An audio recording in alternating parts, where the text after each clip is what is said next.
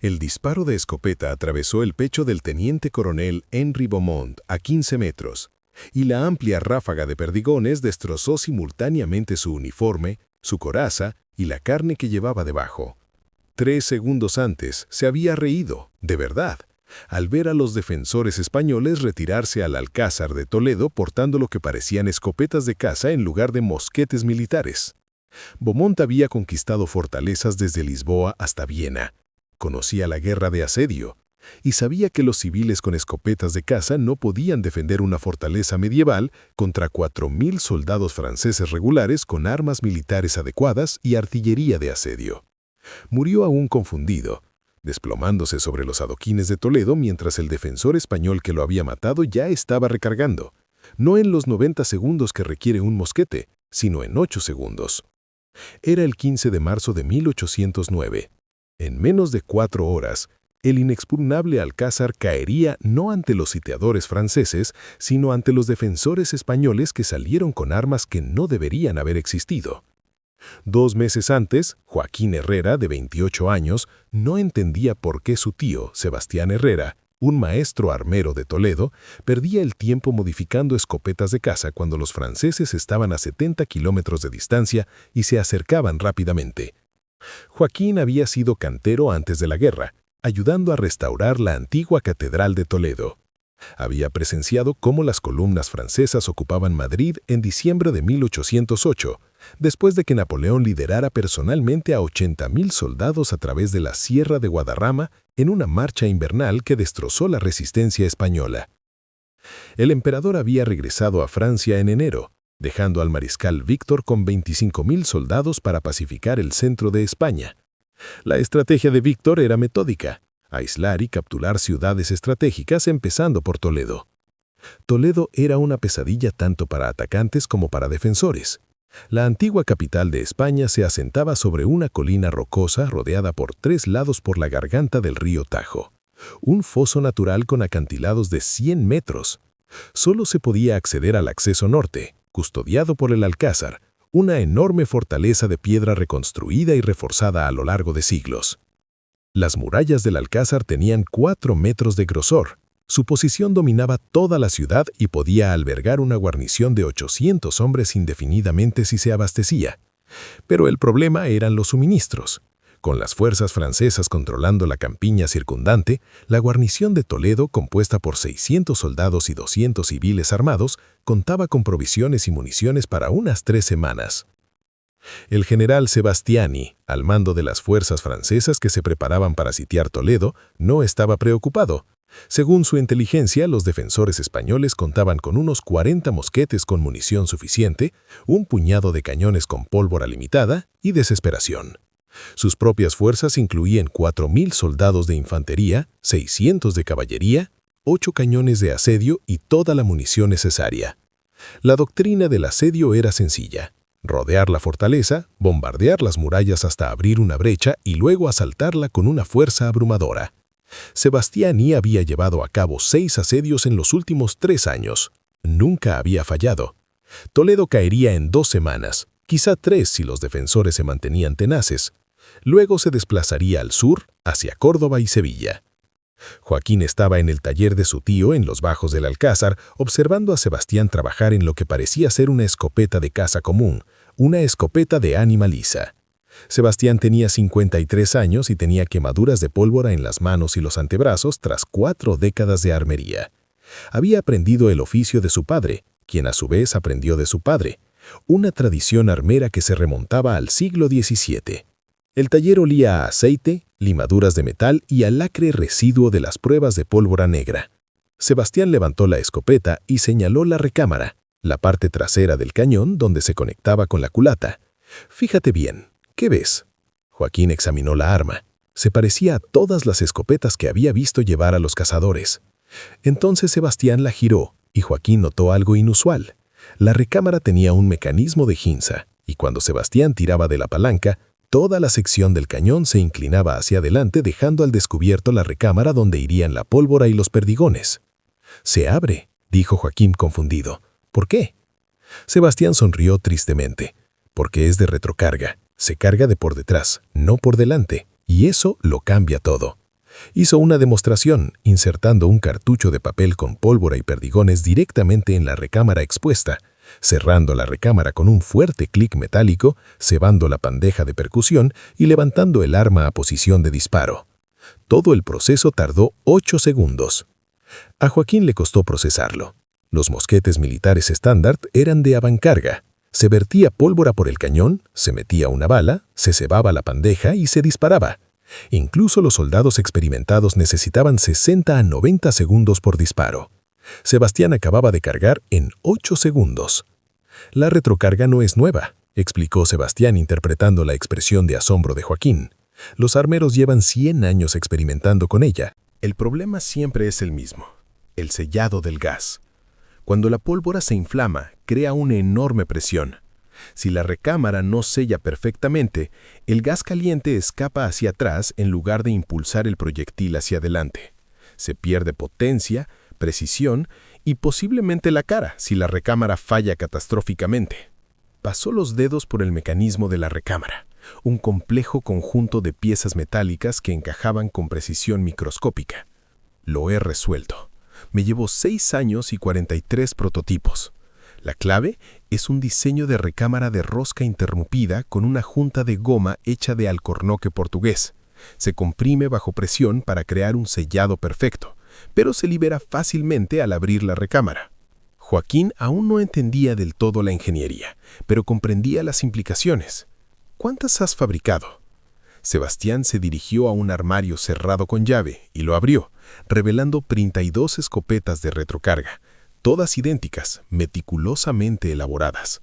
Empecé la guerra con 12 prototipos. He fabricado 20 más en el último mes, trabajando 16 horas diarias. Cada uno tarda aproximadamente 18 horas en completarse, principalmente ajustando el mecanismo de la recámara con tolerancias de menos de 1 milímetro. Puedo fabricar quizá una al día si me esfuerzo. Le entregó una a Joaquín. Era sorprendentemente pesada, quizá 4 kilogramos, y su equilibrio era extraño comparado con los mosquetes estándar. ¿Por qué escopetas en lugar de rifles?, preguntó Joaquín. La expresión de Sebastián se ensombreció. Porque no estamos librando una batalla convencional. Fíjate nuestra situación. 800 defensores contra 4.000 atacantes en un asedio. Si abren una brecha en las murallas, irrumpirán con una fuerza abrumadora. En combate cuerpo a cuerpo, dentro de los pasillos del alcázar, en las murallas, en los patios, la precisión del mosquete no importa. Lo que importa es la potencia del impacto y la velocidad de recarga. Un mosquete dispara una bala. Si fallas, estás indefenso durante 90 segundos. Esta escopeta dispara 9 perdigones en un patrón disperso. A 15 metros, ese patrón cubre un círculo de 2 metros. No necesitas apuntar con precisión.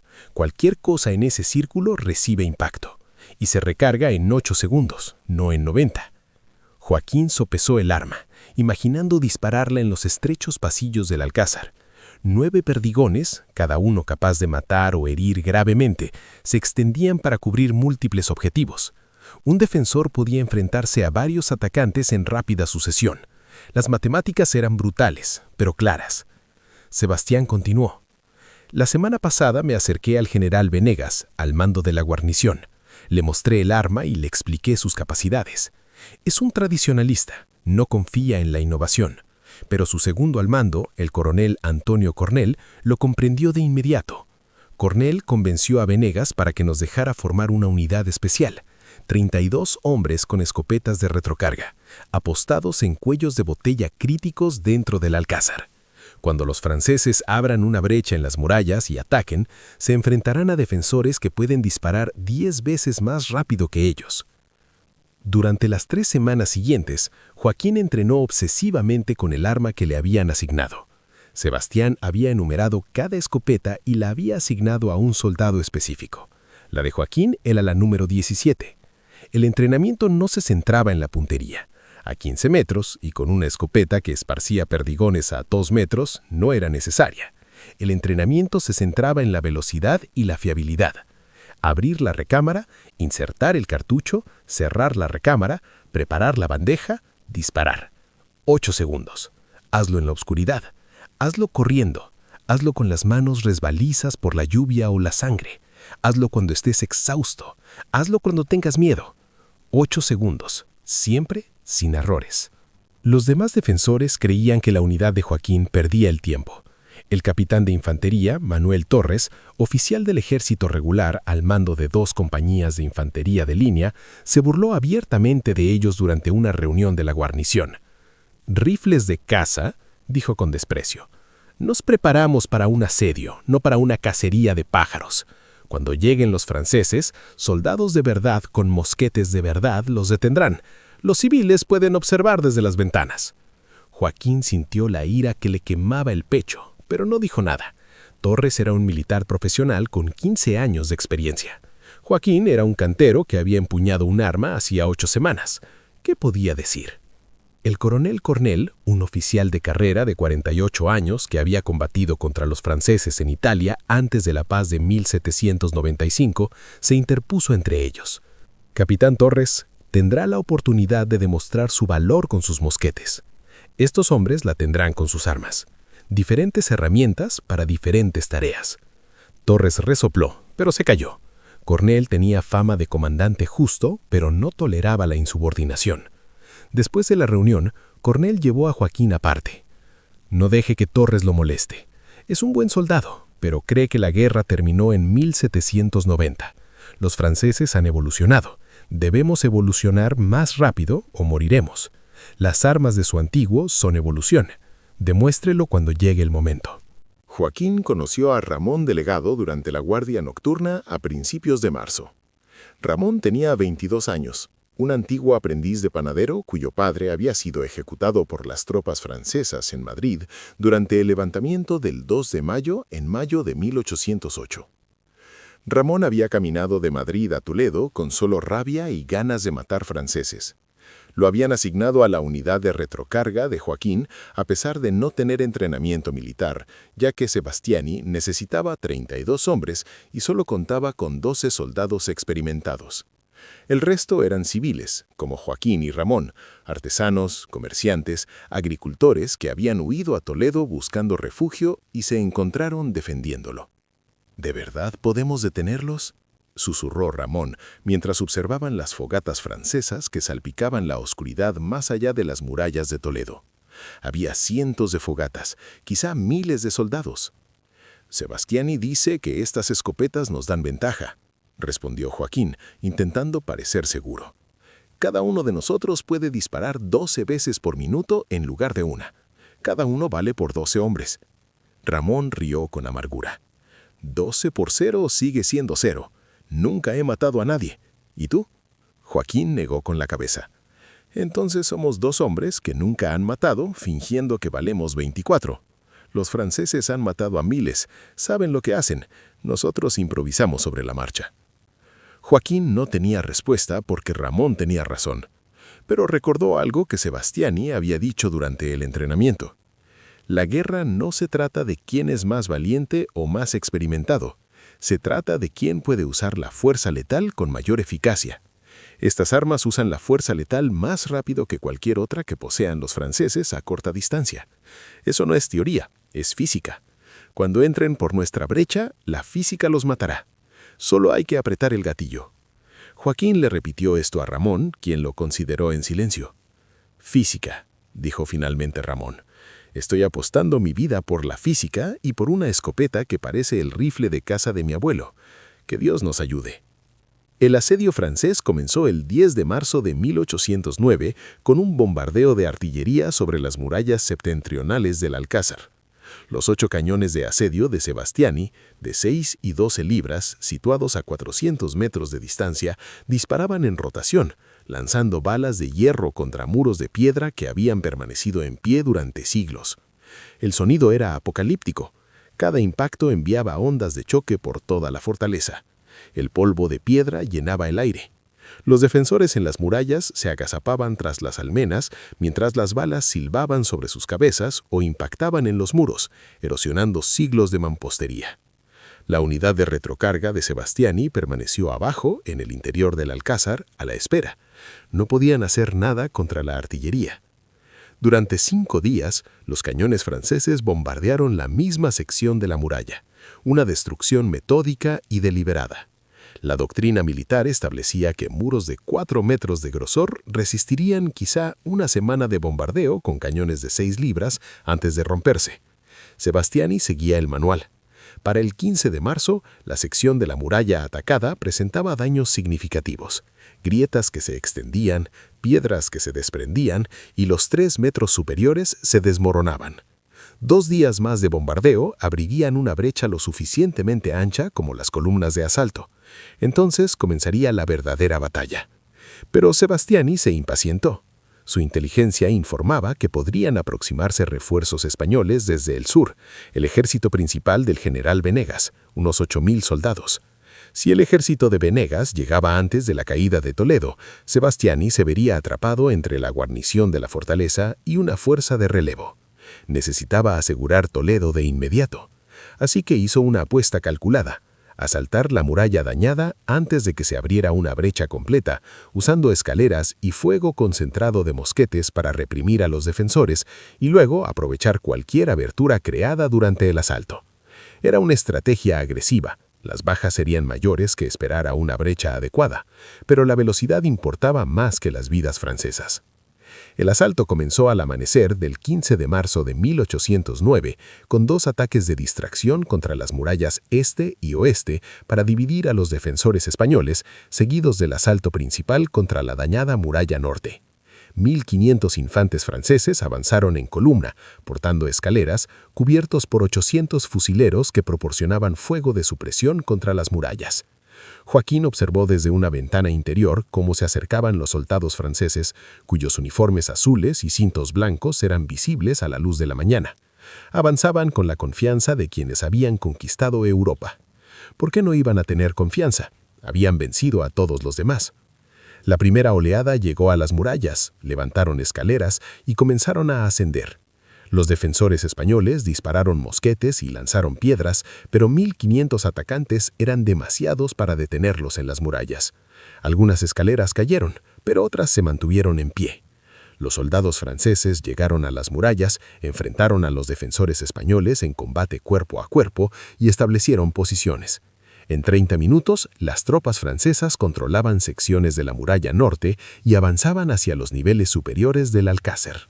Los regulares del capitán Torres, armados con mosquetes, lucharon desesperadamente, pero los tiempos de recarga de los mosquetes significaban que, una vez disparado, el arma se convertía brevemente en un garrote hasta que se podía recargar. Las tropas francesas, igualmente armadas con mosquetes, eran numerosas, 3 atacantes por cada defensor. Las matemáticas eran brutales. El coronel Cornell, al mando de la defensa desde el patio central del Alcázar, observó la caída de las murallas del norte y tomó una decisión. Retiró a los regulares de Torres a posiciones defensivas secundarias, cediendo las murallas a los franceses, pero estableciendo una línea defensiva dentro de la fortaleza en los cuellos de botella, portales, escaleras, pasillos. Y en esos cuellos de botella situó la unidad de retrocarga de Sebastián. Joaquín se encontraba al pie de una escalera de piedra que descendía desde las murallas del norte, con Ramón a su lado, y otros 4 defensores con retrocarga desplegados en el pasillo tras ellos. Arriba se oía a los soldados franceses consolidando el control de las murallas, a los oficiales gritando órdenes, a las botas sobre la piedra. Entonces los franceses bajaron las escaleras. El teniente coronel Henry Beaumont dirigió el asalto personalmente, una muestra de desprecio. No creía que los defensores españoles pudieran mantener posiciones interiores contra tropas profesionales. Bajó las escaleras con 30 soldados detrás, mosquetes cargados, bayonetas caladas, esperando una resistencia simbólica antes de que la moral española se derrumbara. Salió al pasillo y vio a 6 hombres con lo que parecían escopetas de caza. Beaumont se rió. ¿Civiles con escopetas? ¿Esta es la última defensa de la guarnición? ¡Desplácenlos! Sus soldados levantaron los mosquetes. Joaquín levantó su escopeta. El tiempo pareció detenerse. Sebastián les había preparado este escenario exacto: enemigos en un espacio reducido, objetivos múltiples, a corta distancia. No apunten a individuos, apunten a la masa. Dejen que la dispersión de perdigones haga el trabajo. Joaquín disparó al centro de la masa de Beaumont desde 15 metros. La escopeta rugió. 9 perdigones se dispersaron en un patrón de 2 metros que alcanzó a Beaumont y a los 2 soldados que lo flanqueaban. Beaumont cayó al instante, con el pecho destrozado. Los 2 soldados que lo flanqueaban se desplomaron gritando, alcanzados por los perdigones periféricos. Antes de que los franceses pudieran reaccionar, Joaquín abrió la recámara, cargó un nuevo cartucho, cerró la recámara y volvió a disparar. 8 segundos. La segunda ráfaga alcanzó a otros 3 soldados franceses que intentaban avanzar. Ramón disparó desde la izquierda de Joaquín, su primer disparo, matando a 2 franceses que habían estado tan cerca que sus cuerpos cayeron casi a los pies de Ramón. Los otros 4 defensores dispararon en rápida sucesión, llenando el pasillo de humo y el rugido ensordecedor de 6 escopetas disparando en un espacio cerrado. La columna de asalto francesa, apiñada en una escalera y un pasillo de apenas 3 metros de ancho, era un blanco perfecto. Los perdigones rebotaban en los muros de piedra y cada perdigón impactaba en la carne. En el espacio reducido, no había dónde refugiarse ni dónde maniobrar. En 20 segundos, 18 soldados franceses estaban caídos, muertos o heridos, bloqueando la escalera. Los supervivientes se retiraron en desorden. Joaquín temblaba, con los oídos tan zumbando que no oía a Ramón gritar a su lado. Su escopeta estaba caliente, el cañón humeaba. El pasillo estaba lleno de un humo acre de pólvora tan denso que apenas alcanzaba a ver 5 metros. Y en el suelo, frente a él, había cuerpos. Beaumont yacía de espaldas, con los ojos abiertos pero sin ver nada, su pecho hecho un mar de sangre y carne desgarrada. Joaquín sintió que le subía el vómito, pero lo contuvo. Esto era física, se dijo, solo física. La escopeta liberaba más energía cinética que los mosquetes en espacios reducidos. Eso era todo, física. Pero la física parecía muerta, pero hacía 30 segundos que estaba viva. Olía sangre, pólvora e intestinos vaciados. Sonaba como hombres heridos gritando en francés, pidiendo ayuda que no llegaba. Ramón agarró el hombro de Joaquín. «Recarga, volverán». Joaquín abrió mecánicamente la recámara, insertó un cartucho nuevo, la cerró y cebó la cazuela. 8 segundos. Listo para matar de nuevo. Los franceses intentaron forzar esa escalera 3 veces más durante la siguiente hora. Cada asalto terminaba de la misma manera. La columna apiñada en un espacio reducido, los cañones de retrocarga disparando en rápida sucesión, las bajas devastadoras, la retirada. Para el tercer asalto, los soldados franceses se negaban a obedecer órdenes directas de avanzar por esa escalera en particular. Los oficiales amenazaron y persuadieron, pero los hombres que habían visto a sus camaradas destrozados por el fuego de escopeta en espacios reducidos no estaban ansiosos por probar su suerte. El general Sebastiani, observando desde su puesto de mando fuera del alcázar, no podía entender los informes que llegaban. Sus tropas habían tomado las murallas, tenían superioridad numérica. ¿Por qué no podían explotar la situación hacia el interior de la fortaleza? Sus oficiales se reportaron que los defensores españoles poseían algún tipo de armas de fuego rápido que estaban masacrando a las columnas de asalto en los corredores. Sebastiani descartó esta exageración. No existían armas de fuego rápido, salvo los cañones de salvas múltiples, demasiado pesados y poco fiables para su uso práctico. Los españoles debieron colocar a varios defensores para que dispararan en rotación, creando la ilusión de fuego rápido. Ordenó a tropas de refresco que atacaran desde varias direcciones simultáneamente, abrumando a los defensores por su superioridad numérica. A las 10 de la mañana, las fuerzas francesas atacaron simultáneamente 6 puntos de acceso al interior del alcázar, escaleras, portales e incluso intentaron forzar las ventanas de la planta baja. La decisión de Cornell de colocar las unidades de retrocarga en cuellos de botella críticos dio sus frutos. Cada posición albergaba a 6 defensores con escopetas de retrocarga. Cada defensor podía disparar 12 veces por minuto. Cada escopeta disparaba 9 perdigones en un patrón de 2 metros. La ecuación matemática se convirtió en una ecuación catastrófica. 6 defensores multiplicados por 12 disparos por minuto, multiplicados por 9 perdigones por disparo, equivalen a 648 proyectiles por minuto que atravesaban cada cuello de botella. Las columnas francesas que avanzaban por portales y pasillos se enfrentaron a casi 11 proyectiles por segundo. Joaquín se mantuvo en posición durante 2 horas, disparando hasta que el retroceso le dolió el hombro, las manos le quemaron por el cañón caliente y los oídos le ensordecieron por los repetidos disparos en espacios cerrados. Gastaron 40 cartuchos cada uno. Sebastiani había preparado 200 por defensor, previendo un uso intensivo. El pasillo de la escalera se volvió intransitable por los cadáveres. Los franceses heridos subían arrastrándose por las escaleras, dejando rastros de sangre. Los muros de piedra estaban marcados por los impactos y rebotes de perdigones, y los franceses seguían avanzando, impulsados por oficiales que no podían aceptar que civiles con escopetas detuvieran a soldados profesionales. Al mediodía, el general Sebastiani cometió un error catastrófico, fruto de la desesperación y la incredulidad. Si sus tropas no podían forzar los corredores interiores, los derrumbaría. Ordenó a su artillería disparar directamente a las estructuras de la planta baja del alcázar, intentando demoler los muros interiores y crear nuevos puntos de acceso. Las balas de 5,5 kilogramos impactaron en la fortaleza a 300 metros de distancia, destrozando ventanas, demoliendo secciones de la muralla exterior y esparciendo fragmentos de piedra por las habitaciones interiores. 3 defensores con retrocarga murieron cuando una bala de cañón derrumbó el techo de su posición. 2 más resultaron gravemente heridos por fragmentos de piedra. Pero la artillería de Sebastiani también logró algo inesperado: crear puntos de escape. La muralla occidental del alcázar, ya debilitada por bombardeos previos, se derrumbó parcialmente por el nuevo fuego de artillería, creando una brecha de 10 metros de ancho que daba directamente a las calles de la ciudad. Las tropas francesas que se encontraban en el exterior vieron la brecha y asumieron que era su avance. Corrieron hacia ella esperando finalmente entrar en masa a la fortaleza. En cambio, se toparon con el contraataque del coronel Cornell. Cornell había estado esperando esto. Durante 4 horas, los franceses habían intentado abrirse paso hacia el alcázar desde las murallas capturadas. Estaban enfrascados en combate urbano dentro de una fortaleza de piedra, el peor terreno posible para los atacantes.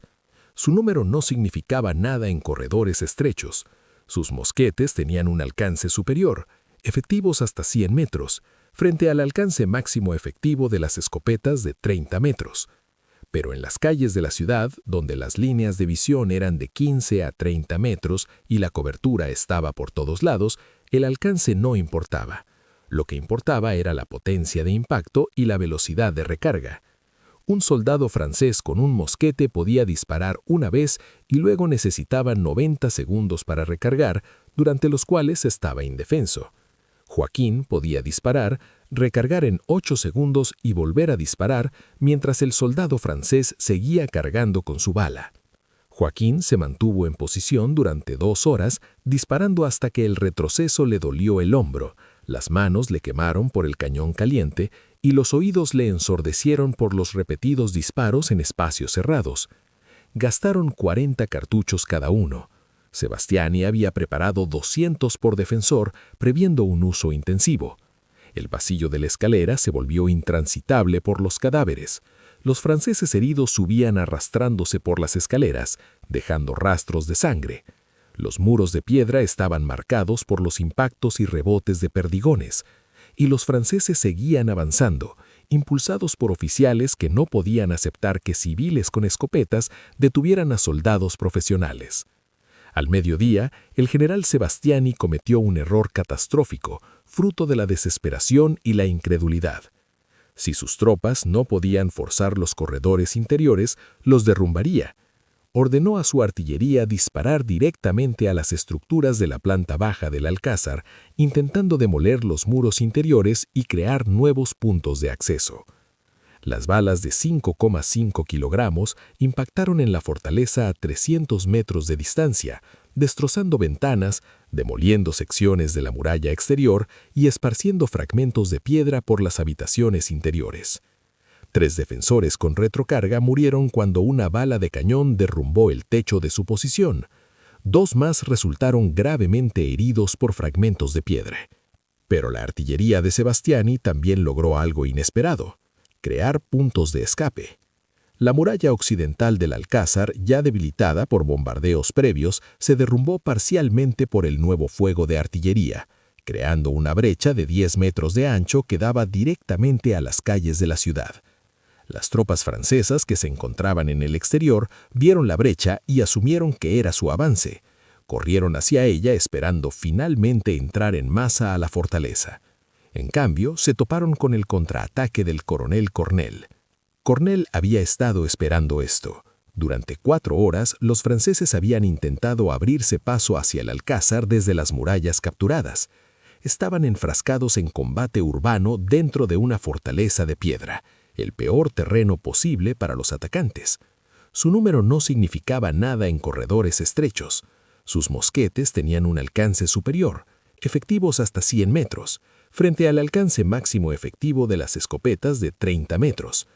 Pero en las calles de la ciudad, donde las líneas de visión eran de 15 a 30 metros y la cobertura estaba por todos lados, el alcance no importaba. Lo que importaba era la potencia de impacto y la velocidad de recarga. Un soldado francés con un mosquete podía disparar una vez y luego necesitaba 90 segundos para recargar, durante los cuales estaba indefenso. Joaquín podía disparar, recargar en 8 segundos y volver a disparar mientras el soldado francés seguía cargando con su bala. Los franceses se adaptaron desesperadamente. Intentaron formar líneas de fuego para lanzar descargas, pero en calles estrechas, solo la primera fila podía disparar sin alcanzar a sus propios hombres. Intentaron cargas con bayoneta, pero cargar contra el fuego de escopeta a 15 metros significaba que la primera fila perdía antes del contacto, y la fila posterior perecía 3 segundos después, cuando los defensores recargaban y disparaban de nuevo. Intentaron refugiarse en edificios, pero despejarlos habitación por habitación favorecía a los defensores con capacidad de fuego rápido. Sebastiani vio cómo su asalto se desintegraba en un combate urbano y se enfrentó a la pesadilla de un comandante: continuar el ataque y sufrir bajas catastróficas, o retirarse y admitir la derrota ante una fuerza menor con armas inferiores. Sus bajas ya se acercaban a las 800, el 20% de su fuerza de asalto, y no había logrado asegurar la fortaleza. Sus exploradores confirmaron que los refuerzos españoles se acercaban definitivamente desde el sur. Si continuaba el asedio, quedaría atrapado entre la guarnición y la fuerza de relevo. A las 2 de la tarde del 15 de marzo, Sebastiani ordenó la retirada general de Tolero. El asedio había durado 5 días. El combate dentro y alrededor del Alcázar había durado menos de 4 horas, y los franceses habían sido derrotados decisivamente. Las bajas españolas ascendieron a 127 muertos y 189 heridos. Las bajas francesas, según sus propios registros obtenidos posteriormente, fueron de 743 muertos y 892 heridos, una tasa de bajas de casi 5-1 a pesar de la superioridad numérica francesa. Se estima que las unidades de retrocarga causaron 400 bajas francesas directas. Joaquín disparó personalmente 47 tiros durante la batalla, probablemente matando o hiriendo a entre 20 y 30 soldados enemigos. Nunca sabría la cifra exacta y no quería saberla. Cuando terminó el combate y la adrenalina se desvaneció, se sentó contra un muro del patio del Alcázar y lloró desconsoladamente, mientras Ramón, sentado a su lado, hacía lo mismo. Sebastiani recorrió la fortaleza después de la batalla, revisando su unidad de retrocarga. 11 de sus 32 hombres estaban muertos, 8 gravemente heridos. Los supervivientes estaban traumatizados, sordos, quemados y psicológicamente destrozados. Joaquín levantó la vista cuando su tío se acercó y Sebastiani vio en los ojos de su sobrino algo que no había estado allí antes: la comprensión de lo que significaba matar con eficacia. «Lo siento», dijo Sebastiani en voz baja. «Te di herramientas para matar, pero no pude prepararte para lo que matar te hace. Eso fue injusto». Joaquín negó la cabeza. «No salvaste. Sin estas armas todos estaríamos muertos. Es solo que no esperaba que funcionara tan bien, que fuera tan eficiente». El informe oficial del general Sebastiani al mariscal Victor fue brutalmente honesto. La guarnición española en Toledo posee armas de fuego de retrocarga de diseño desconocido, capaces de disparar a una velocidad que estimo de 10 a 12 disparos por minuto. En combate confinado, estas armas son devastadoramente efectivas. Las bajas causadas por estas armas de fuego rápido fueron desproporcionales al número de enemigos. Recomiendo la recopilación inmediata de información sobre el desarrollo de armas españolas y las contramedidas tácticas. La doctrina de asalto estándar es ineficaz contra enemigos que pueden recargar más rápido de lo que nuestros soldados pueden avanzar entre disparos.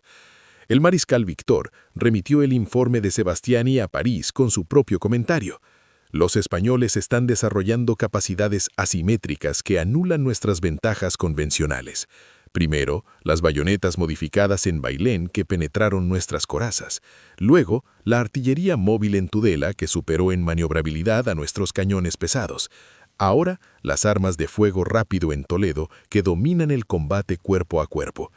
Cada innovación individualmente es manejable. En conjunto, representan un cambio fundamental en la forma de librar esta guerra. Los españoles se están adaptando más rápido de lo que podemos responder. Napoleón recibió estos informes en abril de 1809, mientras se preparaba para la guerra con Austria. Según su secretario, los estudió detenidamente y comentó: «España está enseñando a Europa algo que los ejércitos aprenderán con demasiada lentitud, que la innovación tecnológica, fruto de la desesperación, puede vencer la superioridad convencional, fruto de la confianza». Supusimos que la conquista sería rápida porque nuestros ejércitos están mejor entrenados y equipados. Los españoles han ido haciendo que nuestro entrenamiento y equipo sean cada vez más irrelevantes gracias a su creatividad. Esto es peligroso, no solo para España, sino para futuras guerras. Ordenó al ejército francés que investigara de inmediato las armas de fuego de retrocarga y desarrollara equivalentes franceses. La investigación produjo prototipos, pero la retrocarga no se convertiría en estándar en los ejércitos europeos hasta la década de 1840, 30 años demasiado tarde para cambiar el resultado de la Guerra de la Independencia. Observadores británicos, en colaboración con las fuerzas españolas tras el asedio de Toledo, enviaron informes detallados a Londres sobre las escopetas de retrocarga de Sebastiani. El coronel Benjamin Durban escribió: «El armero español Herrera ha logrado lo que los arsenales británicos no han logrado, un arma de retrocarga fiable y apta para uso militar. Su diseño resuelve el problema del sellado de gas que ha afectado al desarrollo de las escopetas de retrocarga durante décadas. He probado una de sus armas. El tiempo de recarga es de 8 a 10 segundos y su fiabilidad parece excelente tras 30 disparos consecutivos.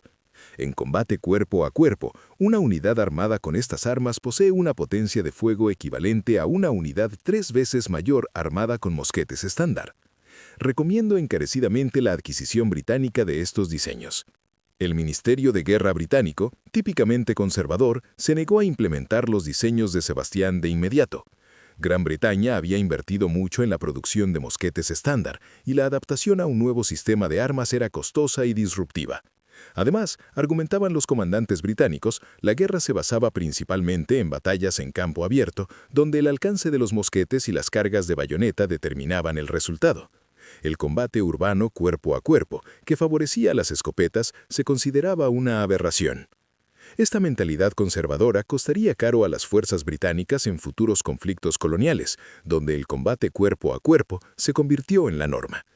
Los británicos no adoptarían ampliamente los fusiles de retrocarga hasta la década de 1860, y para entonces el trabajo pionero de Sebastián había caído en el olvido. Joaquín regresó a la cantería tras la retirada francesa del centro de España a finales de 1809. Nunca volvió a disparar un arma. El Alcázar de Toledo había sufrido daños durante el asedio, muros agrietados, secciones derrumbadas, espacios interiores destruidos por la artillería. Joaquín dedicó los 3 años siguientes a restaurarlo, una amarga ironía que no se le escapó. Había defendido estas piedras con un arma que creó su tío, había matado hombres en estos corredores y luego había reconstruido lo que la batalla había destruido. Se casó en 1812, tuvo 2 hijas y murió en 1864 a los 83 años. Su escopeta de retrocarga, la número 17, colgó sobre su taller durante décadas. Sus nietos la usaron como utilería para sus representaciones teatrales, sin saber que había matado a unos 30 hombres en 4 horas el 15 de marzo de 1809. Sebastián Herrera continuó fabricando armas de fuego de retrocarga durante toda la guerra, llegando a producir más de 200 para las fuerzas españolas.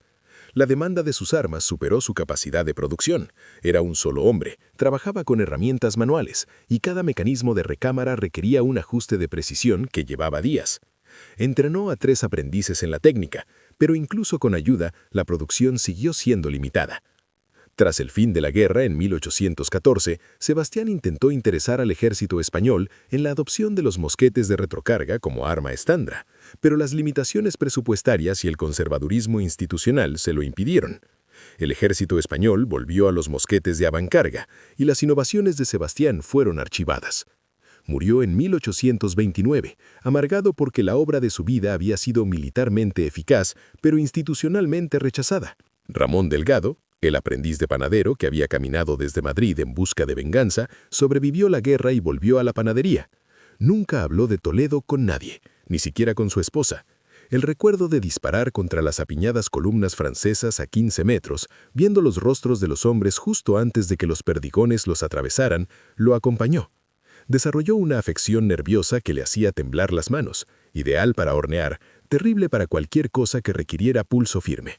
Murió en 1847, a los 60 años, mientras dormía. En su funeral, nadie mencionó que había estado en Toledo. Él lo había deseado así.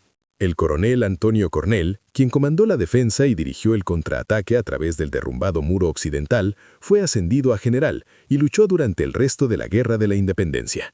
Sobrevivió y se convirtió en ministro de guerra del gobierno español en la década de 1820, donde abogó repetidamente por la modernización militar, incluyendo la adopción de armas de fuego de retrocarga.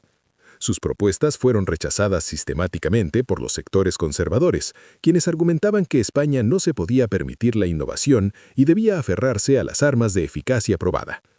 Cornell murió en 1836 tras no haber logrado modernizar el ejército que había ayudado a salvar en Toledo. El general Sebastiani, comandante francés derrotado en Toledo, prosiguió su distinguida carrera a pesar de la derrota. Luchó en Rusia en 1812, sobrevivió la retirada, luchó en Leipzig en 1813 y se mantuvo leal a Napoleón durante los 100 días de 1815. Después de Waterloo, se dedicó a la política y ocupó diversos cargos gubernamentales hasta su muerte en 1851. En sus memorias, publicadas póstumamente, escribió extensamente sobre Toledo. De todas las batallas que libré, y luché en 27 combates importantes, Toledo es la que más me atormenta. No porque las bajas fueran las más numerosas, ni porque hubiera mucho en juego, sino porque demostró que la guerra no es estática. El enemigo había cambiado las reglas mediante la innovación, y nosotros respondimos con doctrina. La doctrina perdió. Entonces aprendí que el conservadurismo militar frente a la innovación enemiga es una forma de suicidio. Las escopetas de retrocarga utilizadas en Toledo desaparecieron de la historia durante décadas. Unas pocas sobrevivieron en colecciones privadas, incluyendo el Museo del Ejército de Toledo, donde una se exhibe con un contexto mínimo. Escopeta de retrocarga, circa 1809, fabricante desconocido. El cartel no menciona a Sebastián Herrera ni a Joaquín, ni las 4 horas en que estas armas transformaron la guerra de asedio. Los historiadores que estudian la Guerra de la Independencia se centran en batallas importantes como Talavera, Salamanca y Vitoria. Toledo es una nota a pie de página, un asedio menor defendido con éxito, bajas moderadas y un impacto estratégico mínimo. Pero los historiadores militares que estudian la innovación tecnológica conocen Toledo como el momento en que las armas de fuego de retrocarga demostraron su viabilidad en el campo de batalla, 30 años antes de que cualquier ejército europeo las adoptara oficialmente. Hoy en día, las unidades de fuerzas especiales de todo el mundo emplean tácticas de combate cuerpo a cuerpo perfeccionadas a partir de los principios probados en Toledo. Potencia de fuego abrumadora en espacios reducidos, capacidad de recarga rápida y armas optimizadas para escenarios tácticos específicos en lugar de para uso general. La escopeta de combate moderna, estándar en las unidades militares de guerra urbana, es descendiente directa de las armas que Sebastián Herrera construyó en una fortaleza de Toledo en 1809. La ingeniería es más sofisticada, los materiales son mejores y la fabricación es industrial en lugar de artesanal, pero el principio sigue siendo el mismo. En espacios reducidos, la cadencia de fuego y la probabilidad de impacto son más importantes que el alcance o la penetración. Joaquín Herrera, cantero convertido en guerrero, que disparó 47 tiros en 4 horas y probablemente mató a 30 hombres, vivió para ver cómo el ejército español rechazaba el arma que había salvado a Toledo. Vivió para ver cómo los ejércitos europeos seguían usando mosquetes de avancarga durante otra generación, mientras que los fusiles de retrocarga de Sebastián permanecían guardados. Vivió lo suficiente para leer sobre la Guerra de Crimea en la década de 1850, donde las tropas británicas y francesas aún usaban fusiles de avancarga y sufrieron las consecuencias. En sus últimos años, se preguntó qué habría sido diferente si las instituciones militares hubieran valorado la innovación tanto como la tradición. Murió sin respuestas, con su escopeta colgando sobre su taller como reliquia de una batalla de la que la mayoría de la gente nunca supo nada. Pero los hombres que lucharon en Toledo lo sabían. Sabían que el 15 de marzo de 1809, la innovación de un maestro armero y la disposición de 32 defensores de usarla habían detenido a 4.000 soldados franceses en 4 horas de combate que deberían haber durado 4 días. Sabían que la física, la brutal física de la dispersión de los perdigones y los tiempos de recarga, había sido más importante que el coraje o la experiencia. Sabían que los generales franceses se habían reído de sus armas hasta el punto de que éstas mataron a soldados franceses más rápido de lo que los mosquetes franceses podían responder.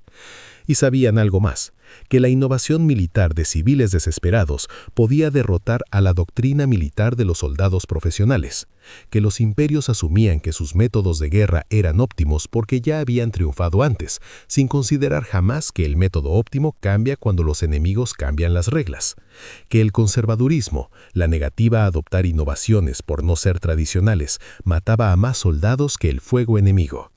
Estas lecciones se aprendieron en Toledo, se olvidaron después y se reaprendieron a un alto precio en cada guerra posterior, cuando las nuevas armas se enfrentaron a las viejas tácticas y las viejas tácticas murieron estrepitosamente. La escopeta de Joaquín, la número 17, permaneció colgada en su taller durante 72 años. A su muerte, sus hijas la heredaron, la conservaron por otra generación y luego la donaron a un museo local donde permaneció guardada durante décadas antes de perderse o destruirse durante la Guerra Civil Española en la década de 1930. La arma que había demostrado la viabilidad de la retrocarga y transformado la guerra de asedio desapareció, junto con la mayor parte de la evidencia física de las innovaciones de Sebastián. Lo que queda son los registros, los informes de Sebastiani, los relatos de observadores británicos, las listas de bajas que muestran proporciones imposibles y los muros de piedra del Alcázar de Toledo, aún en pie, aún con las cicatrices de las balas de cañón y el combate. Las piedras recuerdan, las armas no. La historia olvidó los detalles y conservó solo el esbozo, un asedio, una defensa, una retirada francesa. El cómo y el por qué desaparecieron con los hombres que lo vivieron. Pero a veces, si recorres los pasillos inferiores del Alcázar de Toledo, los estrechos pasajes donde Joaquín, con su escopeta de retrocarga, mató a hombres que creían que los civiles con rifles de caza no podían detener a los soldados, aún se pueden encontrar marcas de perdigones en los muros de piedra. Pequeños impactos circulares, docenas de ellos, agrupados crisados cerca de portales y escaleras. Las guías del museo no los mencionan, los turistas no los notan.